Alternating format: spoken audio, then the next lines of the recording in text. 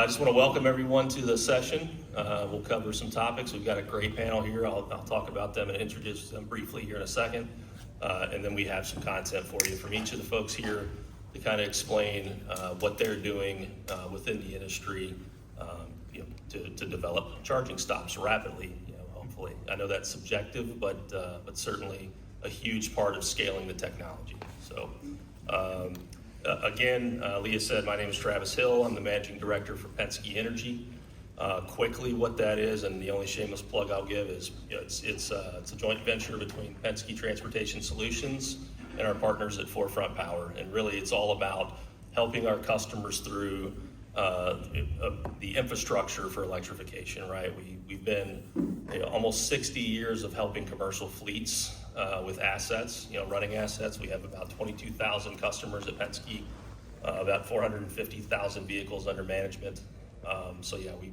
We've been helping fleets for a very long time, and this was just an evolution into that. When we saw charging assets needing to be deployed and our customers needing to be educated and helped through the process. So we've got a few booths. Please stop by if you want to talk to us and learn a bit more. But to get us started, so again, like we said, the topic is rapidly developing charging stops. Again, rapidly is subjective, but there's been a ton of progress I think we can talk to and that you'll see in a few of the presentations. I'll introduce the panel, but the overall experience is just phenomenal with this panel. I mean, we've got leadership experience, transportation experience. Obviously, I've been in the role or been with Penske for over 20 years working with fleets. Strategy, marketing, got mechanical engineers on the panel here. If we want to get technical, hopefully not too technical. But yeah, it's just a great panel with a lot of diverse skill sets. So without further ado, I'll introduce the gentleman here to my right. It's Bassem Ammouri. He is the Chief Operating Officer of EV Connect. Bassem is from Nashville, Tennessee, or at least that's where he's residing today. History at Schneider Electric, before they purchased EV Connect. So, and it goes all the way back to GE Power if for any of us that want to show their age. Bassem serves on several boards, and he's a proud girl dad, which I can totally relate to with 3 of my own. So welcome, Bassem. Next, we have Jonathan Colbert. Jonathan is the Vice President of Marketing and Business Development at Voltera. He's got extensive industry and marketing background, particularly in developing new products, marketing new products, experience with Mercedes, Rivian before Voltera. And one very interesting fact I thought about Jonathan was the development of the network. When he was with Rivian, the Waypoint network, where he actually was able to put some charging infrastructure in Yosemite. I'm a huge national parks fan, and I think it's just fantastic that we're doing that. It's a very remote place to get some charging into. Also, Jonathan's from the Tampa area, from Florida, so you'll see a theme here in a second that there's only one of us from California, so it's not just California. Next, we have Carly Dobbins-Bucklad. She is the EV Infrastructure Strategy and Operations Senior Manager from Ford Pro Charging. So Carly, along with her EV strategy and ops experience, which is very extensive, she also has an extensive public policy background, so she can talk a bit to those questions that may be asked. It's just a great addition and insight to that side of the business. And then to round us out, we have Nasser Noor. He's the founder and CEO of Optima Energy EV. He's extensive concept and new product background, history at Watt EV, Webasto, Rivian, mechanical engineer by trade, so certainly rounds us out on the panel. So again, as you saw, a very diverse skill set. So and also helping pioneer megawatt charging. Right? I think that's a question that will certainly be asked in this panel. So we'll start again some brief introductions, and we'll have a few slides here from each individual. So I guess the way this will go, they'll present their slides quickly. There will be, I think there's still going to be this, right? So there will be an opportunity for questions if you download the app that you'll see right after our presentations. Hopefully some of you already have it, so you can put some questions in. I'll see them here on the iPad. And after I ask some general questions following the presentations, I'll get to those questions from the audience as well. So, Bassem, I think you are up.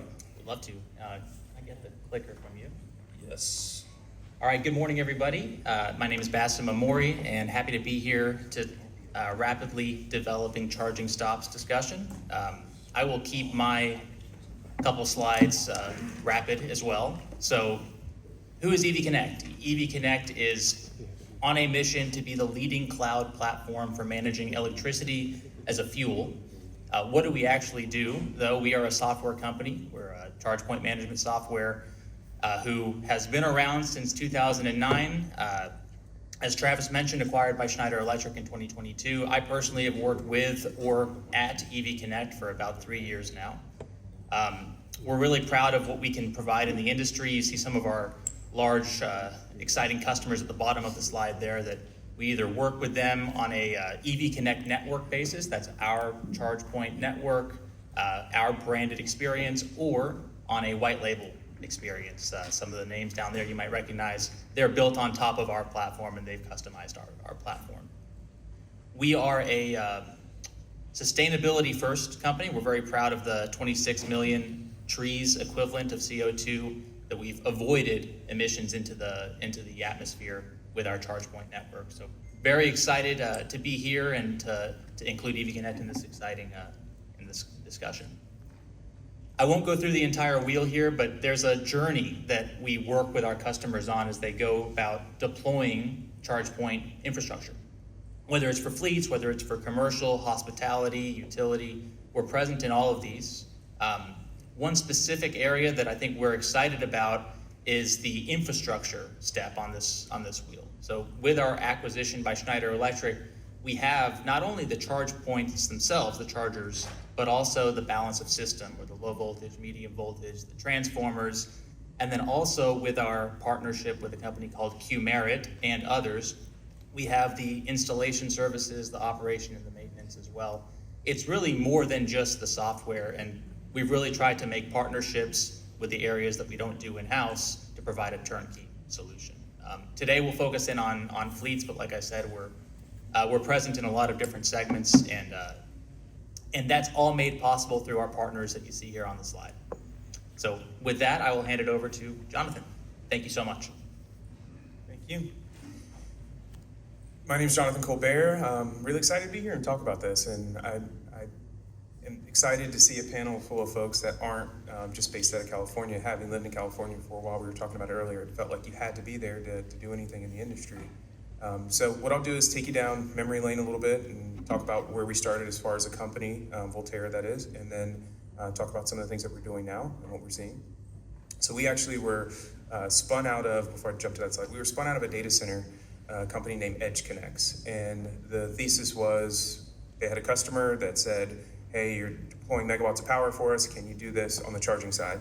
And they were smart enough not only to take on that opportunity, but spin the company out and get folks that were kind of from the industry to develop from there. So Voltera was born, and what we do is we go out, we purchase land on behalf of our customers. So we do all of the site identification and acquisition for them. We then develop those sites, work through the utility interconnect, work with AHJs to get through the permitting process, work through all the design and construction to bring all of that charging infrastructure to bear. And then we run that site for fleets on behalf of them, and we call it infrastructure as a service because it is everything within the property line, I always say, is our product or our solution. So the customers that we're working with to date have been largely on the ride-hail and autonomous vehicle side from a transportation sector, and delivery and distribution, everything from drayage fleets to last mile delivery fleets. And then we just started serving charging networks last year. So we have no ambitions of being a charging network. We don't want to get in between them and their customers, just like we don't want to do that with fleets. But we're happy to bring that infrastructure to bear for them. Just one other thing to note, last week we did put an announcement out just talking about the sites that we brought online since last year. We've brought 5 more sites that are specifically in the transportation sector online. It amounts to about 28 megawatts of power and 294 DC fast charging stalls, just within the portfolio of sites that we have today. So part of, let's say, the secret sauce of Voltera is going out and finding these sites that are proximate to where our customers need to be.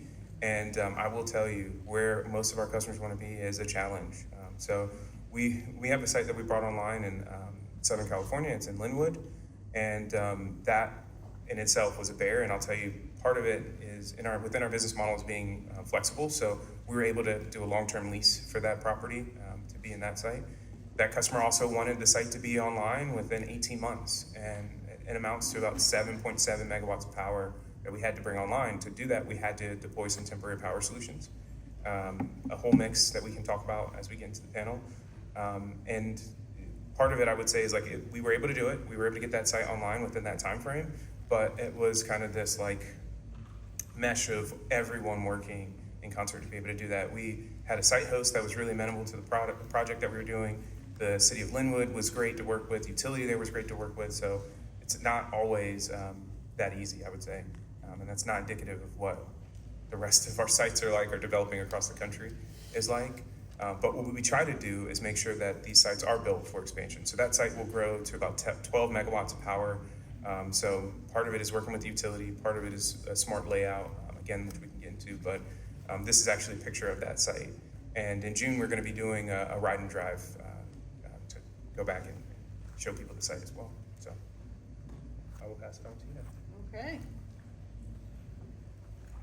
All right. Yes, so Carly Dobbins-Bucklad from 4Pro Charging, and just a few background slides here because I am not our sales and business development team. So everyone who has more questions should go check out our booth and they will answer anything you want to know. But for a little bit of background and context, just in case you haven't heard about Ford Pro or Ford Pro Charging before,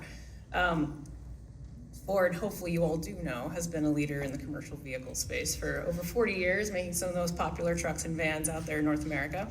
And that doesn't stop there. For a long time now, we've also had awesome commercial financing options, commercial vehicle centers and other service options, industry-leading software that's really native to the vehicles themselves, and we made our, like all vehicles going forward, will be connected in 2022, right? So we've been really leaning into making sure that that intelligence layer in the software space is available too. And now with EVs, adding charging. And we're doing that because we want to make sure that we have all these different kinds of commercial vehicle customers. They all have different needs. We make sure we make it easy, remove those barriers. One-stop shop will help you with whatever you need, wherever you're at in your EV journey, and charging is definitely a very important part of that. And so, as I said, I sit on the charging infrastructure team, but we have hardware, software, service support, all of those pieces of the solution for everything a fleet needs for their own charging. So by that, what that we mean is we're not deploying charging ourselves that we own and operate, rather we're helping fleets get what they need for their depots, commercial site operations, for drivers take-home charging, and then also on the go, making sure they have connections to the public charging networks wherever they need it. And the last piece I do want to hit on, and this will come up again, I'm sure, throughout the conversation today, is like key to all of this and making sure it works and making sure everyone really gets that benefit out of going electric is the software and intelligence layer. It's that connected solution. The opportunity, and what we're seeing actually play out now, because there's been enough EVs deployed, of the cost savings of from the fueling and the ongoing operations and maintenance, as well as the potential for that your vehicle's always ready and you have that control for that uptime, is really made possible by that intelligence layer there. So if you want to know more, come to the booth. Thank you. Good morning, everyone, and thanks for being here. I'm Nasser Noor, founder of the Optima Energy EV. In this presentation, I will walk you through our deployment model and our strategic approach to overcoming grid and permitting hurdles, and how we built a replicable blueprint that others can follow. So let's start by talking about the company. So we offer, who is Optima Energy EV? We offer stackable charging deployment and scaling. Our vertically integrated model allows us to control the entire process from building charging equipment at Optima Charge to construction and permitting, and also two model of the business: charging as a service and fleet as a service, TaaS and CaaS models. And we use our capabilities of integrating the other alternative sources like solar and hydrogen to move quickly as quickly as possible.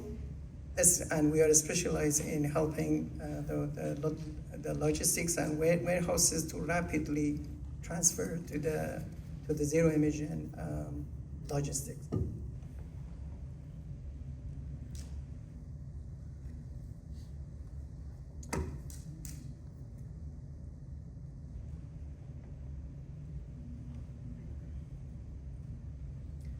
So why urgency matters? There are a strong policy and market-driven urgency to deploy zero-emission freight transportation and infrastructure. So policy like the California mandate of 100% zero-emission drayage, and the other like incentives like ITC, LCFS, 30C, and Navy. So they are the big drivers of this business. And also the fleet economic pressure. So at the same time, fleet are facing economic realities, rising diesel costs, and need to optimize total cost of the ownership. So, and our solution is our approach is address those needs directly. Our stackable modular DC fast charging system allow for the faster permitting, easier installation, and scalable site growth.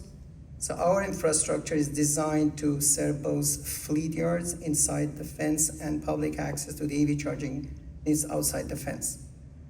So let's look at the model, how it works.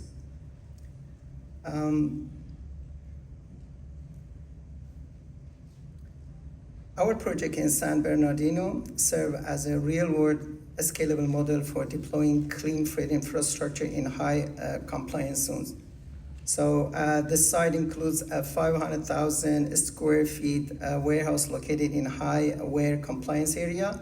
We install a 1.2 megawatt of the rooftop solar and a 960 kilowatt hour battery system scalable up to 2.8 megawatt hours to maximize on-site energy generation and storage. So deployment approach is we design our ESV and MCS units for rapid deployment, minimizing utility delays. We reserve 4 to 7 megawatt of the grid capacity through SC to like the Edison company, the local utility company, to handle both immediate needs and future growth. So, and also for the dual zone charging strategy, inside the fence we have a dedicated ultra-fast charging system for the fleet operations, and outside the fence we are set up a DC fast charger for the public use to access, and making the multi-purpose and more financially sustainable of the system. So for impact metric, in terms of the impact, we are already converted over 100 monthly drayage trips to zero emission, zero EVs, and the site achieves over 200,000 zero emission vehicle miles per year, reduced over 300 metric tons of carbon dioxide annually, and delivers significant financial benefits, about 51,000 in annual fuel saving, and with 25,000 possible through LCFS credit. So now let's see how we can apply this blueprint across more locations.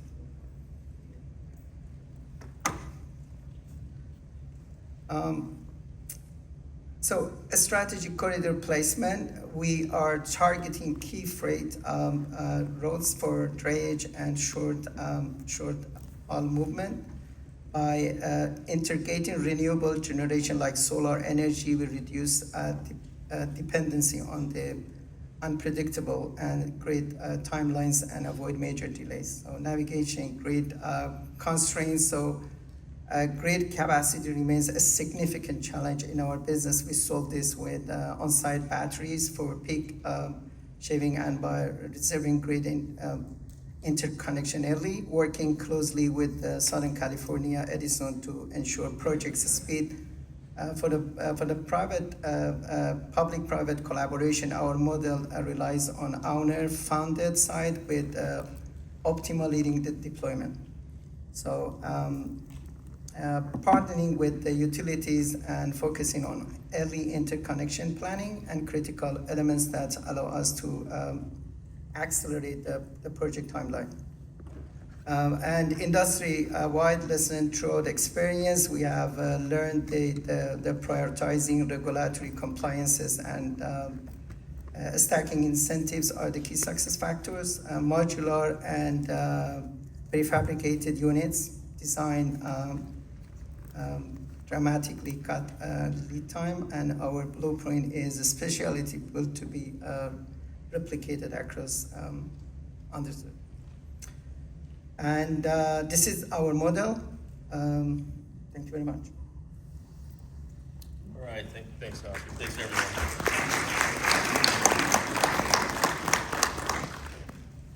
All right, so I think we have our QR code up here for the Slido app to start asking questions. Again, hopefully I will see those when they come through here in a bit. Right now this is blank, so okay, we're good. All right. So I'll start off with some general questions for the group here, and we'll have a few folks jump in on those, and I've got some individual questions for each as well, but I'll start with the first. So, and whoever, I know, Jonathan, you mentioned some of this question, maybe to expand upon, so this may be one for you as well, but what are the key drivers behind the rapid deployment of EV charging hubs across North America in general? Are we seeing more of that minimum come from the private sector demand or from public policy?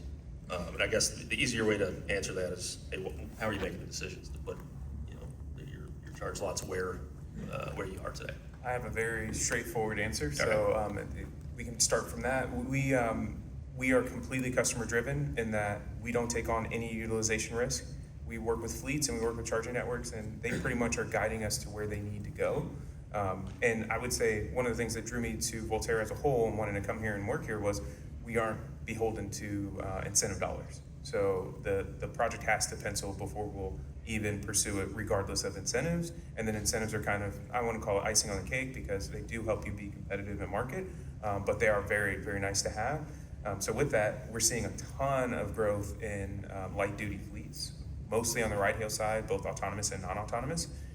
Charging networks are going gangbusters. I think everybody has seen IONNA and Mercedes-Benz high-power charging network and the waves that they're making in addition to everyone else, but mostly it's being driven by where they need to go to serve their customers. And even though charging networks are different than fleets, we look at their customers as a fleet of vehicles in a metro. All right, great, thanks. Anyone want to expand upon that or have a different answer? No? All right, so that covers it. Here's the big one, right? So, I mean, I'm sure a few of you sat in the regulatory session here earlier today, I think at 8:30. So obviously there's been some recent regulatory changes. So for the folks up there, how is that changing the funding landscape that's affecting, what decisions you guys are, making today and you're planning for the future for long term? And I know that, a lot of that specifics can't be given. If you guys could give us a general feel of what that planning looks like. I can take a first pass at this one, try to dance around the question a little bit. But so I think we're in an industry that's been rapidly changing since it was first started 15, 20, ever, arguably much longer than that ago. But I think it's just sort of par for the course that there's going to be changes in the drivers for purchase decisions, the feasibility, whether or not a project will pencil. The inputs are changing, and one of those inputs is federal regulations or different regulations, local municipal regulations as well.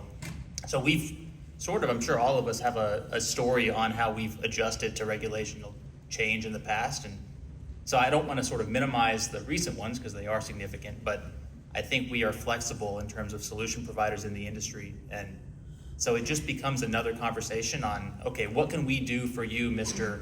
Site Host, Mrs. CPO, Mrs. Service Provider, right? What products, what solutions can we bring to you that work for the current situation? Whether that is a flexible pricing, flexible financing options, whether it's a different sort of solution altogether. I think the answer is we have to change, and we'll continue to change, and this likely won't be the biggest hurdle that we have to grapple with as an industry. Yeah, in order for EVs to really work for fleets, right, they were always going to have to pencil out economically, logistically. It was going to have to actually work for the operations. And I think that the regulations for the last several years have really helped maybe fleets that wouldn't have been considering themselves to be an early adopter necessarily, normally, take a look and do some toe dipping, as we like to say, right? Like to try it out and start to do that work to figure out what would they need from EVs and what would they need from their infrastructure to electrify their fleet. And the question everyone always asks now is like, oh, without the same level of regulations, will fleets still electrify? And the benefit is now we've got almost, let's say 4 years or so, right, since the latest generation of EVs have come out of learnings. And there are a lot of examples where fleets are now saying, like, yes, this will work for me. I am seeing the actual reduction in my fuel costs, and I'm seeing the maintenance benefits, and I'm seeing that my drivers now are comfortable and are loving the experience, and I know what parts of my operations that the EVs today would work for me and are continuing to expand. Will we see the same speed or rate of growth that everyone was forecasting before? I mean, probably not, but also it was already going to be really difficult based on a lot of what we've already talked about here at this panel related to the infrastructure timelines to hit maybe all of those milestones in the first place. So I think the reaction is maybe a little bit too much of a pendulum swing in the news sometimes, right? Like electrification has started and it's still continuing to grow. I saw the articles come out just the last couple weeks ago that quarter over quarter, right, year over year, it's still up. Electrification overall, I think 11%, quarter one, 2025 versus 2024, and there's only more options, better technology, new learnings, people getting familiar all the time, and the public charging network build out helps people have that confidence to continue to move forward as well. That's often a common. So. Yeah, I can add, there are economic opportunities for example, for the logistic warehouses. So instead of having a huge risk of the wear compliances and the big penalties up to $10,000 per day, you can convert that to the wear points, and you can actually trade those points with your customers like Walmart and Amazon. And in our example, a warehouse with 10 trips per day, they are able to trade up to $61,000 per year by trading basically the wear point. So there are opportunities for the cost saving when you use the zero emission transportation, like the trucks. And also, if you consider the future development of the full autonomous trucks world, so it will be many other opportunities by removing drivers from the fleet and logistic industry. And that's why there are a lot of drivers from the market, and there are a lot of economic opportunities for the companies moving to the zero emission transportation. Great, thank you. And I guess what I heard there several times was pencil, it has to pencil. And I think, it sounds like Voltera's model was already that, right? It had the pencil, so maybe the shift will not be as difficult for you guys.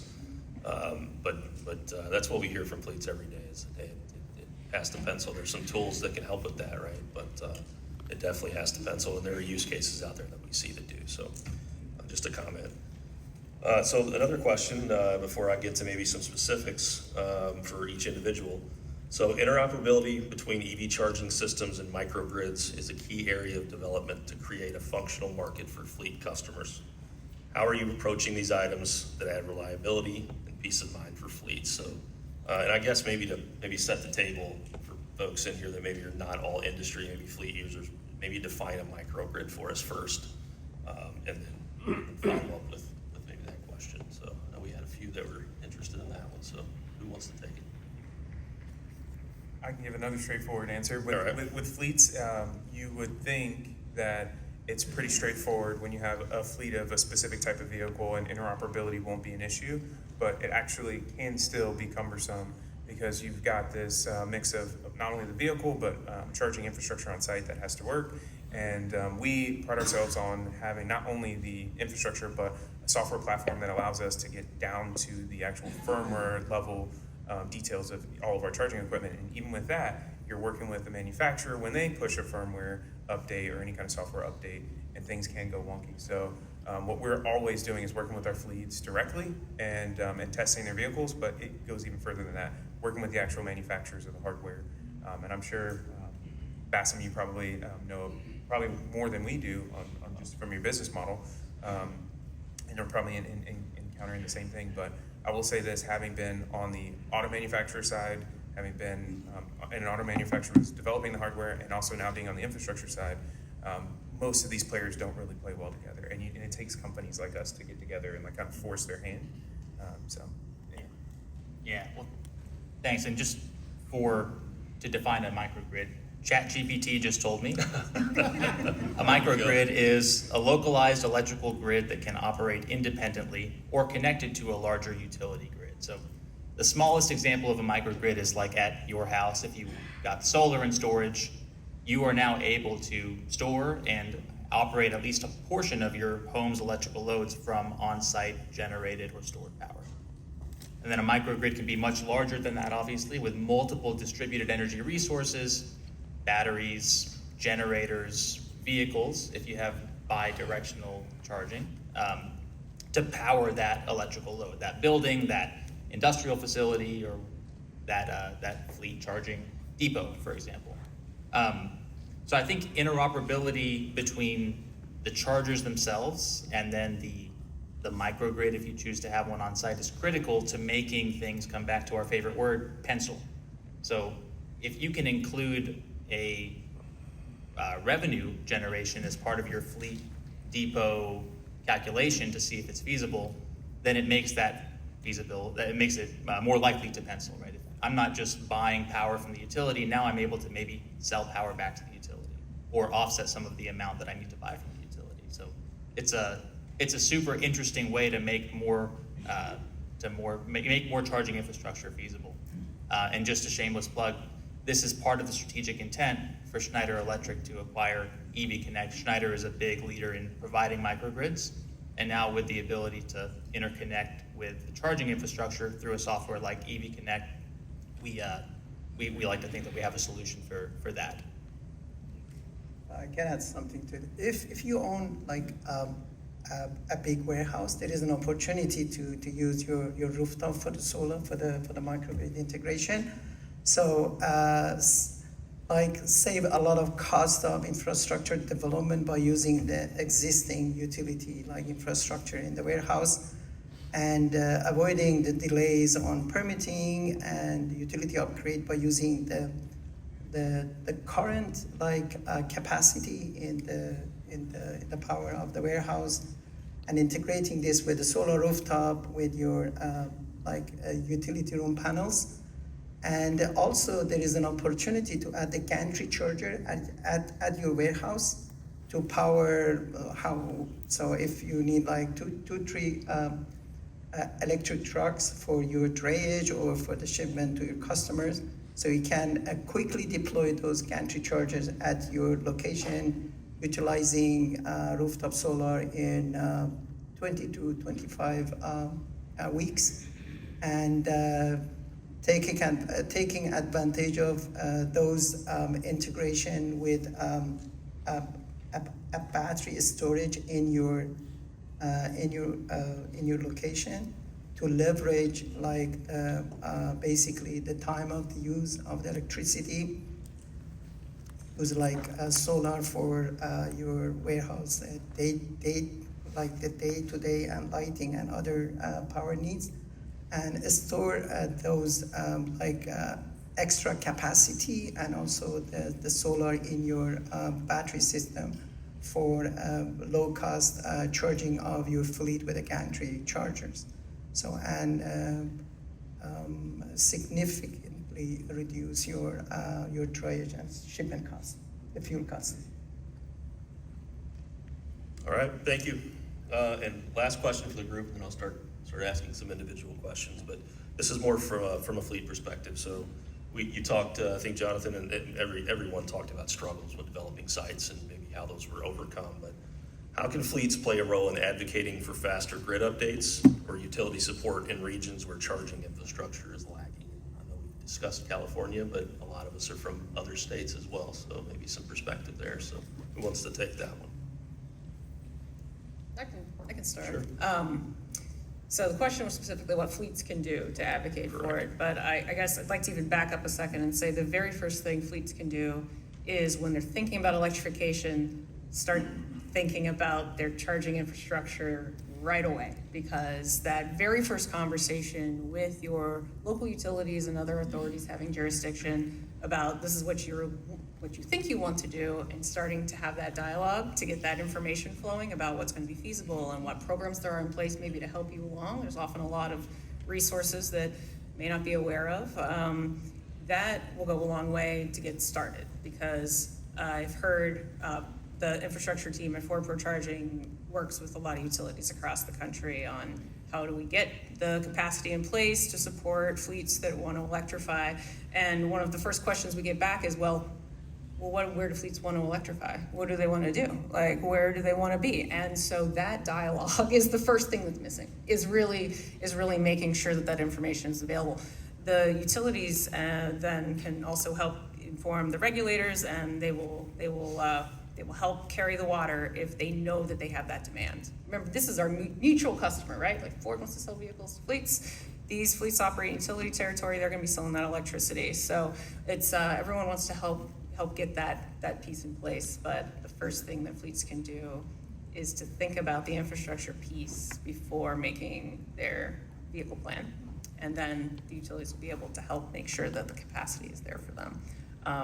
I was in a couple panels this morning where attending them, and there were utility speakers there saying specifically, like, please let us know, we have filings coming up, please sign on to the petitions and, file the briefs that say that you need this as well, because otherwise we won't get the support to build what you need.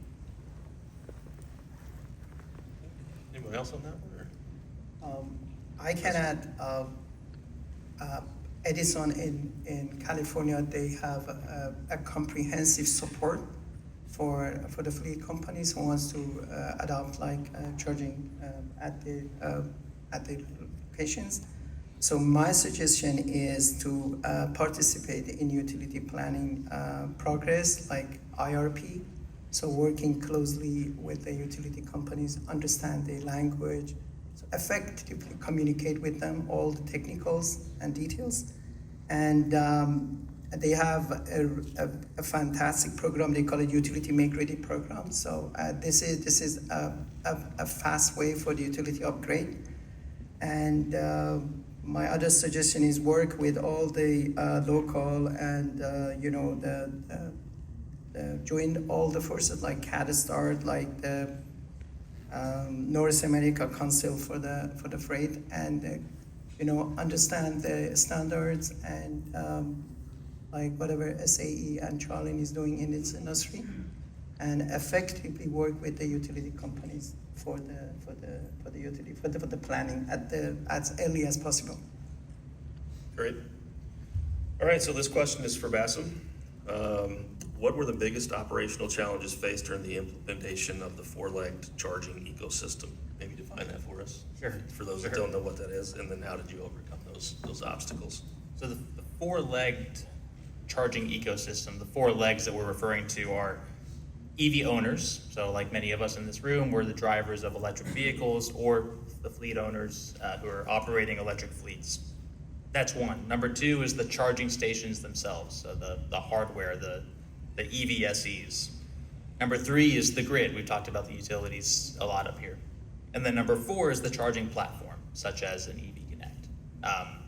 So I think the challenges that we see trying to get these four legs operational is to get them to work together, right? I think this is where this industry is so exciting. There's two reasons, I think. One, we're super early in the industry. There's many examples of each of those legs, right? There's many EV charging manufacturers. We're going to see some new ones that are first time at ACT this week. You've got many different network providers. You've got utilities, looks a little bit different depending on where you are geographically. So there's all these different players trying to be one of those four legs. And then number two is that this is where I've truly learned the definition in this industry of the word co-opetition. Right? We have competitors probably on this panel. I'm sure some of us would consider each other competitors, but we also have to work together to enable those four legs to work in unison. Because at the end of the day, EV charging has to get better than it is today. All of us probably have a horror story of trying to charge and it didn't work out. And for a personal driver like us, it is frustrating. For a fleet driver, that's a business disruption. So it is definitely not a status quo that we can keep. So I think the way that we sort of improve the situation is to realize that a rising tide helps all ships, that there's enough industry out there for all of us to have our place in it and to succeed together. And sometimes that means cooperating with, working with, collaborating with competition. Well, great point. I mean, I think every person up here, one fleet could absolutely need every product that everyone on this panel is selling, right? In order to, it's just so complex, you know, the ecosystem and the supply chain. So yeah, I mean, at this point, certainly competitors are defined a bit different. All right, so moving on to Jonathan, then I'll have one for Nasser as well. So as charging technology rapidly evolves, how's Voltera approaching site design and scalability to ensure infrastructure like Linwood, your new site, and your new light duty sites remain future-proof? So really a future-proofing question. Like, what are you guys looking ahead at to make sure your sites are going to be scalable and functional over time? So part of it is the actual design, part of it is securing the power, but maybe I want to start with engaging with the utility and some things that you should be top of mind. It's not just finding a site where there's either power on the line or there's a path to power. It's actually understanding the utility's process and being able to work with them over time.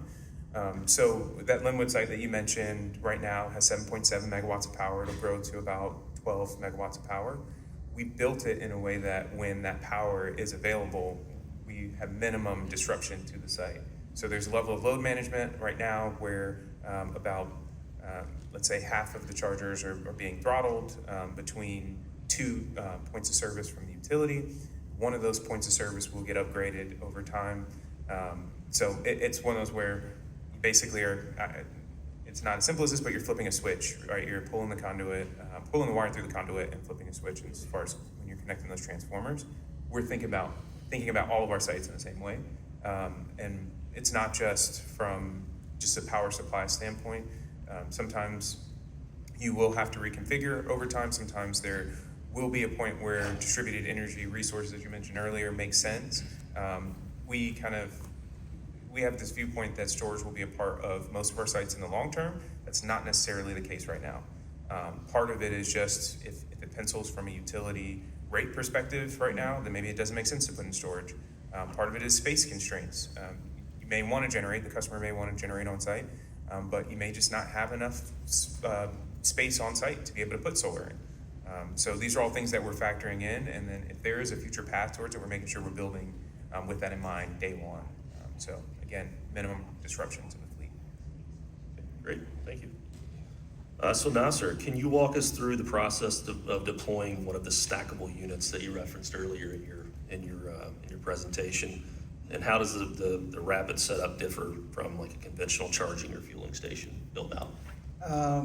So basically that question was about my other presentation, which I didn't get permission from the university. Okay. That was about the hydrogen charging. But Okay. I can answer the same question for our charging stations. So at the earliest stage, you need to understand what is the most optimum location for the charging stations. Like On the corridors, if you are working with heavy-duty trucks, where is the best locations of the traffic and close to the logistic hubs like the Port of Long Beach, Port of Los Angeles, any port in US, and your logistic and customer hubs like Amazon and the big ones, and understand the charging, the range of the trucks and the timing. And the next step is to work with the utility companies and understand if power is available in your selected areas. And the selected areas, if it is in disadvantage or low income or high pollution areas, you get a lot of support for the incentives, and also you get the fast track permitting with the city, which is really critical. So understand the corridors, the best locations for the charging stations, working with the utility companies, and also working with the city through the permitting, and understand the easement, the access for the trucks, how easy it is for the trucks if they look at the map and find your location, how easy for the trucking companies to drive to your charging stations, and for the public charging. So there are the same elements. If how many charging stations in your areas, how many of them are DC fast chargers. Those are the elements for selecting the best location for the charging stations. Okay, thank you. For this one's for Carly. So Ford has taken a different approach to consumer charging, building out a big interoperable network, blending outside networks like Owen and Tesla within their own dealer network. So can you elaborate on the thinking and maybe the plan behind this process? Yes. All right, perfect. So if I'm sitting here and I'm listening to all of my really smart panel colleagues here and just thinking like the amount of times we said utility, the amount of times we said you have to plan ahead, the amount of times we said you need to figure out all of these things before you can then know what you need to do for charging and for EVs, like that complexity leads to confusion, which is a killer for confidence for fleets to move forward with electrification. And so what Ford and Ford Pro has really been trying to do is take that complexity away to give customers the confidence to be able to get started and move forward. And with that, it's just like with the public charging, Louisville Charge Network build out, creating one large interoperable network that makes all of the public charging that your fleet and your drivers might interact with available to you through one centralized platform that you can manage. Like, that's one way we're doing that. It's the same when we do like, hey, we're gonna have all of these different pieces of your EV journey. We're gonna be able to provide them all to you, whatever ones you need, we can make that happen. We're working on even like, one thing that comes up a lot, I feel like as we're talking is, hey, someone needs to go and attend that hearing or file that paperwork or do this planning. So to the extent that we can, help with that as well. Like, what can we do to help you walk through the decisions that we made, provide you with sources of information, connect you with third parties who can help answer your questions when you need expertise, and really facilitate that planning piece about what vehicles, what charging, what sites, what the next step is. Including even to, we've talked about the cost piece. So there's has to be reliable, has to have uptime, charging availability, and public charge network is part of that. But also from the uptime perspective, and you get to then the cost perspective. And setting this all up for the first time can definitely be a capital outlay, right? Can definitely cost some money. But as we've also said, there are incentive programs out there, there are grant programs. Often it's not just at the federal level, it goes all the way down, state, local, utility. Folks want to help fleets electrify their fleets. So another thing that Ford Pro is doing is having like internal incentive consultation services. We've got incentive specialists on site here at ACT Expo at our booth that can help any fleet find out what's available to them in different locations so you can connect the dots on that money, because it can be hard to know where to go to find it yourself. So really it's removing the barriers to just knowing what the next step is a huge part of our approach. That's what we're trying to do. When you have over 100,000 customers of all different sizes and vocations and locations and all those things, it's not gonna be a one size fits all. So you gotta be able to help meet everyone where they are and connect the dots at the right time. Great, thank you. Yeah, and I think, to your point about the penciling earlier, everyone's, it may pencil out, but if it's too complex, it's also gonna be very difficult for folks to do it. So great point from everyone about making it easy. All right, We've got about 19 minutes left. I want to make sure we get to some audience questions. I don't see any on here, so if it's not working, or we don't have to swipe. Okay. Oh, all right. I may need some technical assistance up here. Okay.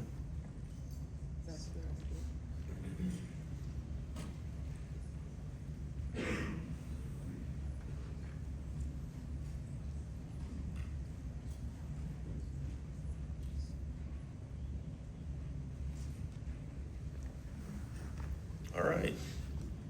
Tech's great when it works, right? All right, so let's see here.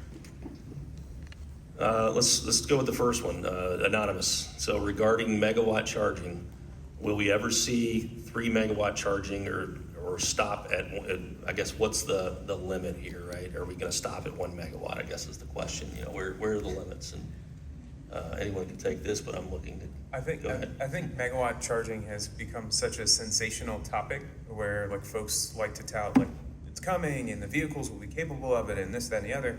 And we need to really be focused on the use case for the fleet and understanding like what the implications are on, like, let's say you have a site that has 4 megawatts of power capacity. That's 4 chargers, right? Or you could have multiple 200 kW chargers on that site in place of that.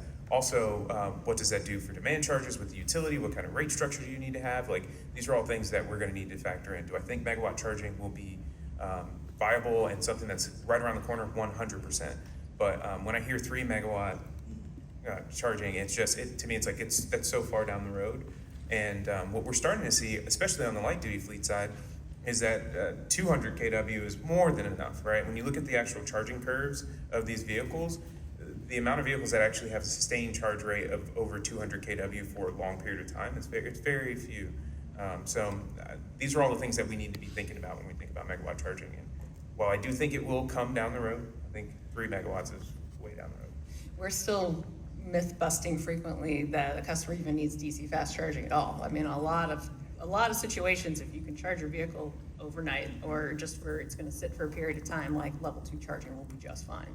So, I mean, obviously that's not everything, obviously there's Class 8 and everything too, but I think there is a little bit of a sensational aspect of like, how big can we go, as opposed to like, do you need it? That'll also slow down your timelines to getting projects deployed, whereas you don't have to go that big, that fast. You can get a lot more vehicles and charging out there in the shorter term, so.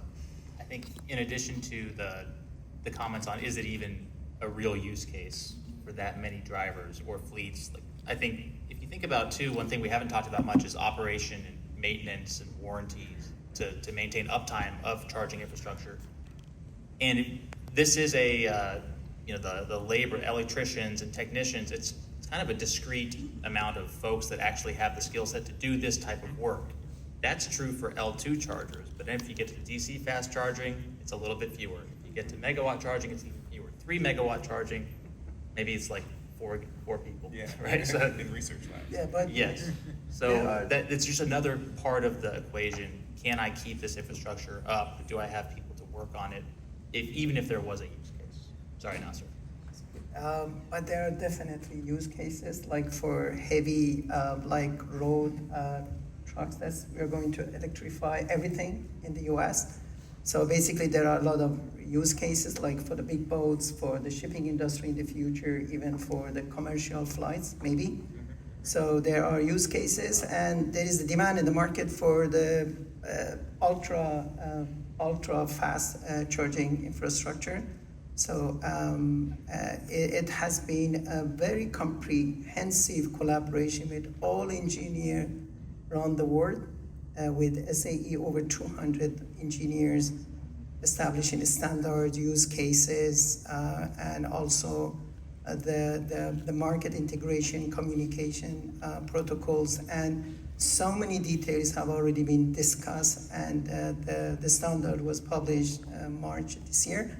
So I believe there is a huge demand in the market for the megawatt charging systems, and especially for the heavy duty truck industry. So waiting time for the charging is an anxiety for the fleet, and we need to address that. All right, So I'm gonna get to Jessie Lund's question because she's the only one that is not anonymous. So what incentives or policies have enabled you to scale? What is holding you back? And where is more government support needed to remove barriers? That's a tangled web. So as far as scaling, I couldn't point to one specific incentive, but we have won a significant amount of Federal Highway Administration dollars through different grants and incentives. I think last year we secured over $30 million. So that has definitely helped from a scaling perspective. What holds us back the most, we always focus on the utility, and I think that is definitely a big can of worms, but also land use has been a pain, and working with local authority having jurisdictions to go through the permitting process. I mentioned before with utilities, understanding where the power is coming from and if you have a line of sight on power, but also understanding the process. The process is not standardized on both on the utility side, but also with authority having jurisdictions across the country.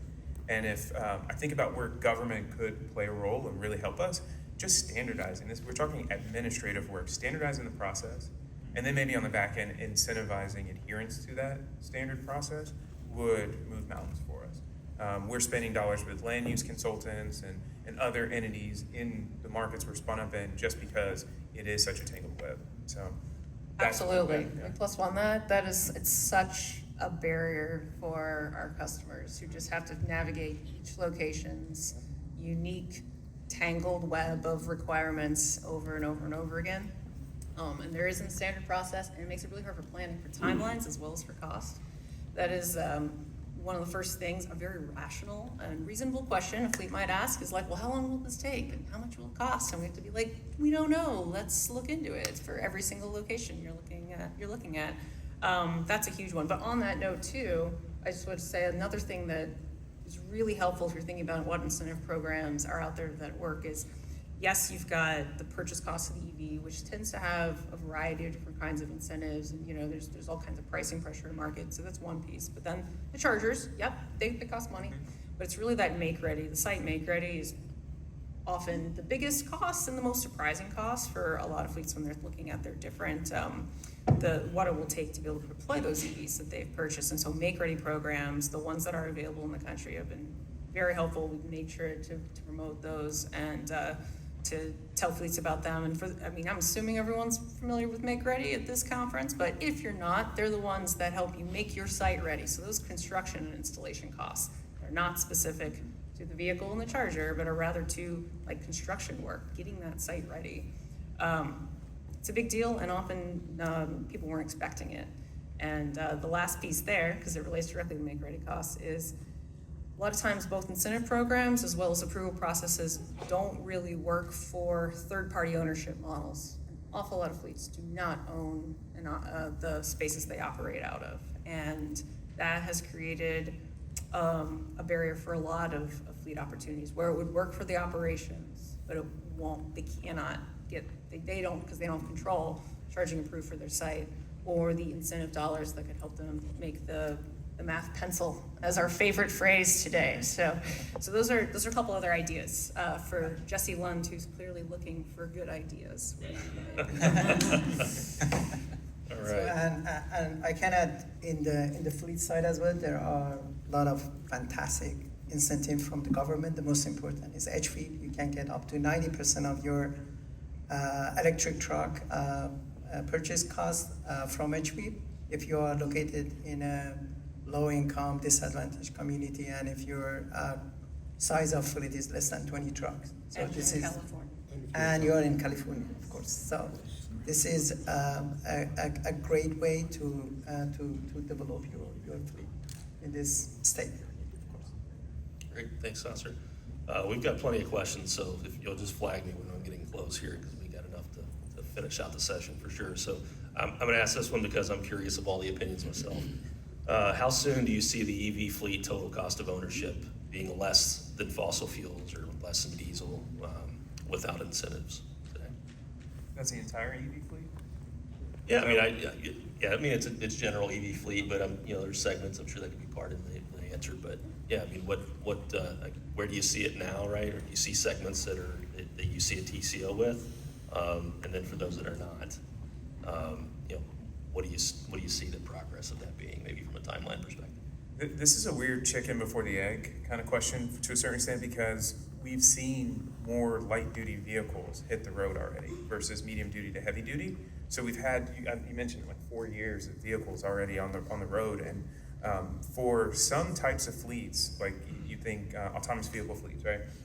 Electric vehicles are just endemic to the way that they do business. They've already thought about it as we're starting with electric vehicles. So let's take those off the table, right? Because it's a kind of a different animal.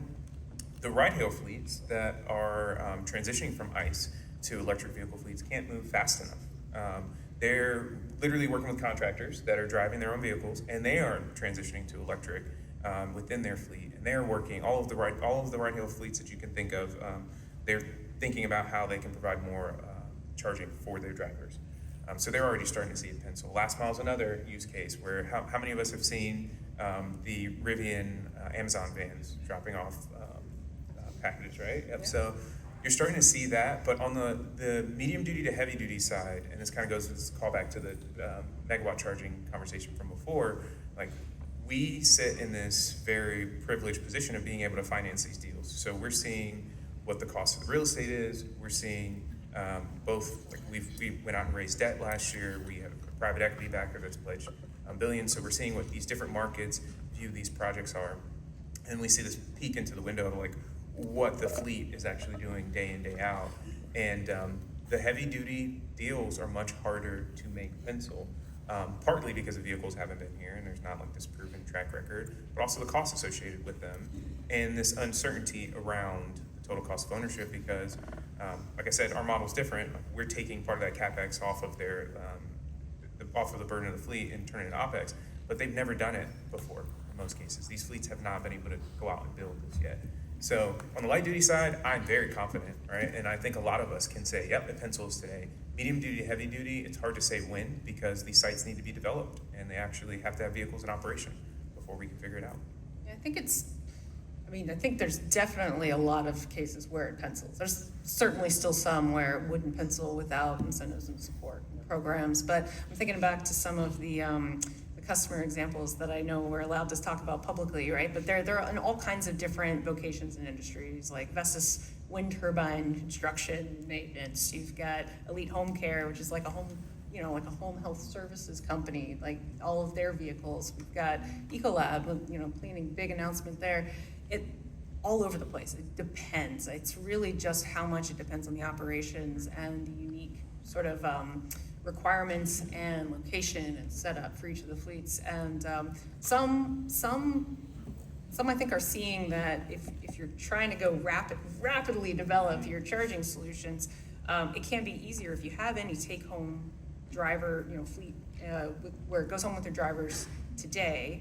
That can be a faster path if the EV and the range still works for you, to be able to get more EVs out there at a lower cost and have it really take off, but that is definitely not all fleets. So even though that's yet another way, it might pencil, it may be good, it may not be all the fleet, it may only be certain use cases, may only be certain locations.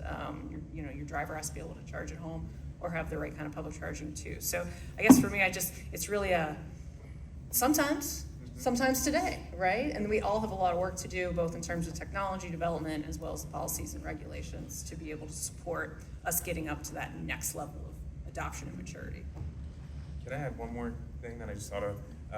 One of the things that we look at is like the holy grail in the long term with fleet electrification is multi-tenancy. And like one of the number one issues we see with the fleet is like maybe it could pencil if they had more vehicles in the fleet, they had more adoption. And if you have, let's say, 100 vehicles in your fleet, it's a lot easier to partner with another fleet of 100 vehicles on a site than double the size of that fleet. So that's where we see the future going. And then it definitely does start to pencil very quickly. I personally believe this full self-driving capabilities will happen in the fleet industry as well by considering driver costs as almost 50% of the shipment company cost by removing the drivers from the fleet industry. So it will be a huge reduction in the fleet cost for the heavy duty trucks. So, and this will definitely happen, I believe, in maybe the next 5 to 6 years. So that will definitely make it economically viable to go to the electric trucks, and also the development in the battery size and the cost.